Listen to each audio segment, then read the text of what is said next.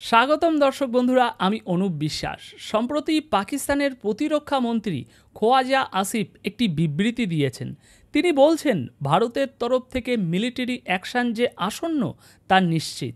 পাকিস্তানের প্রতিরক্ষা মন্ত্রী নিজেই বলছেন বর্তমান পরিস্থিতি এমন যে প্রশ্ন এখন আর এটা নয় যে আক্রমণ হবে কিনা, বরং প্রশ্ন হলো ভারত কখন এবং কিভাবে সামরিক অভিযান চালাবে। এটা কি আবার ওই কোনো ব্রহ্মোস ক্ষেপণাস্ত্র ভুল করে আঘাত আনবে, নাকি এবার ভারতের নৌবাহিনী কিছু করবে? পাকিস্তানের ডিফেন্স মিনিস্টার নিজে বলছেন পাকিস্তানের সেনাবাহিনী প্রস্তুত আছে।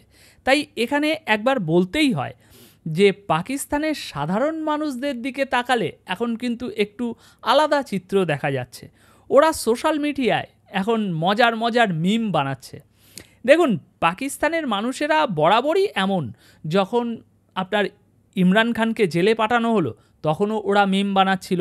যখন পাকিস্তানে গণতন্ত্র তাদেরই সেনাবাহিনীর হাতে শেষ হয়ে গেল তখনও এরা মিম বানাচ্ছিল। যখন পুরো দেশ চীনের ঋণের ফাঁদে বিক্রি হয়ে গেল তখনও তারা মিম বানাচ্ছিল। তাই পাকিস্তানের সাধারণ মানুষদের আমি খুব একটা সিরিয়াসলি নিই না, কিন্তু একটা জিনিস আমি খুব সিরিয়াসলি নিই, সেটা হলো পাকিস্তানের মিলিটারি এস্টাবলিশমেন্টের গতিবিধি। উদাহরণ হিসাবে বলি আপনাদের, গত দুই তিন দিন ধরে পাকিস্তানিরা লাগাতার একটা খবর ছড়াচ্ছিল যে তুরস্ক পাকিস্তানকে অস্ত্র পাঠাতে শুরু করেছে। সোশ্যাল মিডিয়াতে তারা বলছিল যে তুরস্ক থেকে নাকি একটা সিক্রেট প্লেন এসেছে এবং সেই প্লেনে পাকিস্তানকে কিছু অস্ত্র সরবরাহ করা হয়েছে। কিন্তু ফানি ব্যাপার কি জানেন, এই খবর সার্কুলেট হওয়ার পরে তুরস্ক এতটাই ভয় পেয়ে গেছে যাতে আর কি ভারত তুরস্ক সম্পর্ক খারাপ না হয়ে যায়, তাই তুরস্ক সরকার স্পষ্টভাবে এখন একটা বিবৃতি দিতে বাধ্য হয়েছে যে তারা না, এরকম কোনো অস্ত্র পাকিস্তানকে এখনো পর্যন্ত পাঠায়নি। সুতরাং ভাবুন একবার, পাকিস্তান ও তুরস্কের সম্পর্কের অবস্থা এখন কেমন। পাকিস্তান তো মনে করত যে তুরস্ক তাদের সাহায্যের জন্য ছুটে আসবে, সেনা পাঠাবে, যেন অটোমান সাম্রাজ্য একবার লাফিয়ে বেঁচে উঠবে।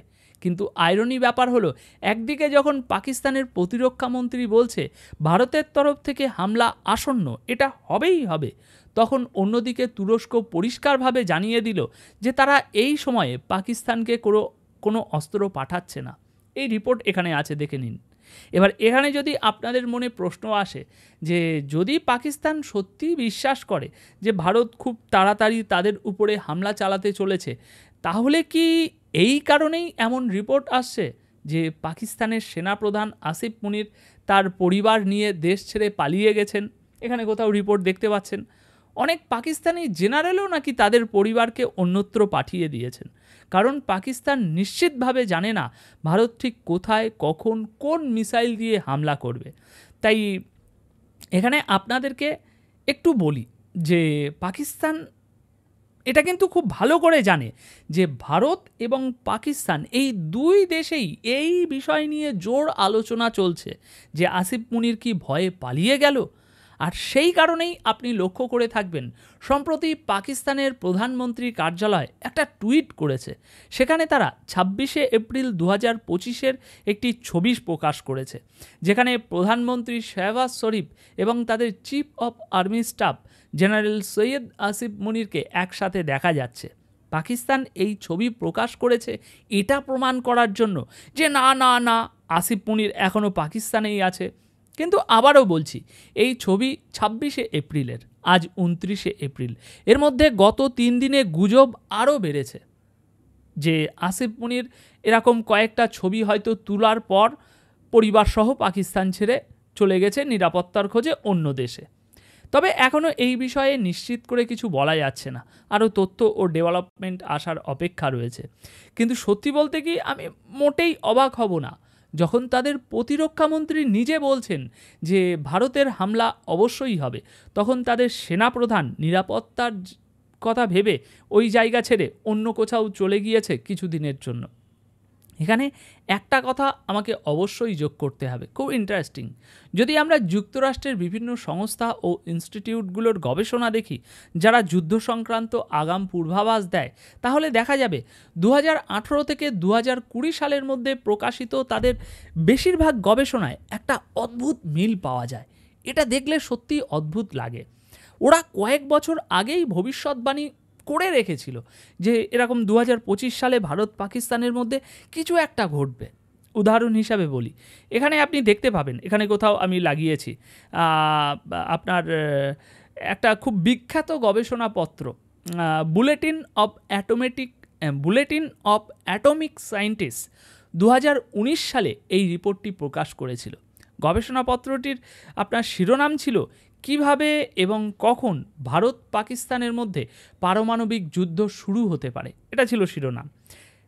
আর এই গবেষণাপত্রে ওরা যে দৃশ্যকল্প এঁকেছিল তা ছিল এটা 2025 সাল এবং জঙ্গিরা ভারতীয় সংসদে হামলা চালিয়েছে। যদিও বাস্তবে যেটা ঘটেছে সেটা সংসদে হামলা হয়নি, বরং কাশ্মীরের সাধারণ নিরীহ মানুষের উপরে হামলা হয়েছে। এরপর এই পুরো গবেষণাপত্র জুড়ে তারা ব্যাখ্যা করেছে কিভাবে এই ঘটনার পর ভারত পাকিস্তানের মধ্যে পারমাণবিক যুদ্ধ বাঁধতে পারে।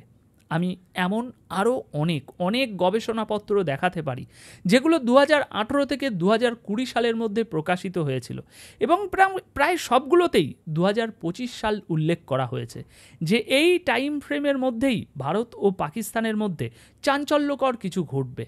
এছাড়াও আপনাকে আরও যদি বলি, তাহলে অনেক আমেরিকান গবেষণা সংস্থা এটাও বলেছে যে যদি ধরে নেওয়া হয় ছোট পরিসরে পারমাণবিক অস্ত্র ব্যবহার হচ্ছে, তাহলেও 5 কোটি থেকে 12.5 কোটি মানুষ পর্যন্ত মৃত্যু হতে পারে। তারা বলছে যে এই যে সংখ্যাটা তারা বলেছে মৃত্যুর সংখ্যা, সেটা ভারত ও পাকিস্তান দুই দেশে মিলিয়ে হবে। তবে এই তথ্যগুলো কিন্তু এখানে আমি আপনাদেরকে ভয় দেখানোর জন্য বলছি না, আমি বলছি এই ধরনের আগাম পূর্বাভাস ও ভবিষ্যৎবাণী অনেক আগেই করা হয়েছিল, এটাই আমি আপনাদেরকে বোঝাতে চাইছি। তবে আমি মোটামুটি নিশ্চিত যে ভারত যদি পাকিস্তানের উপরে হামলা করেও তবুও ব্যাপারটা ওই পারমাণবিক অস্ত্র পর্যন্ত গড়াবে না, কারণ বর্তমান বিশ্বে এ নিয়ে যথেষ্ট সচেতনতা এবং ভয় দুটোই রয়েছে। যদি দুই দেশের মধ্যে লড়াই বাঁধে, তাহলে আমার মনে হয় যেটা হবে তা হলো ভারত পাকিস্তানকে আঘাত করবে এবং পাকিস্তানের হাতে তখন আসলে খুব একটা বিকল্প থাকবে না, শুধু সেই আঘাতটা মেনে নেওয়া ছাড়া। তবে হ্যাঁ, যদি পাকিস্তান পাল্টা জবাব দেয়, তখন পরিস্থিতি বড় ধরনের সংঘর্ষে গড়াতে পারে, সে বিষয়ে আমি নিশ্চিতভাবে বলতে পারি।